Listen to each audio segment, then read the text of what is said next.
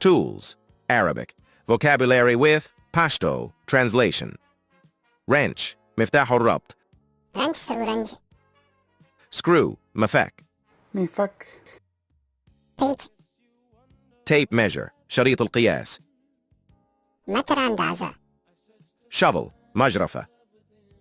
بلتع. بلتع. Balance, توازن. توازن متر. Spoon, ملعقة. كاشوغة سمسي. Fork, شوكة. بنجة. Plate, طبق. كاب. Bowl, صحن. كاسة. Cup, كوب. بيالة. Glass, زجاج. جلاس.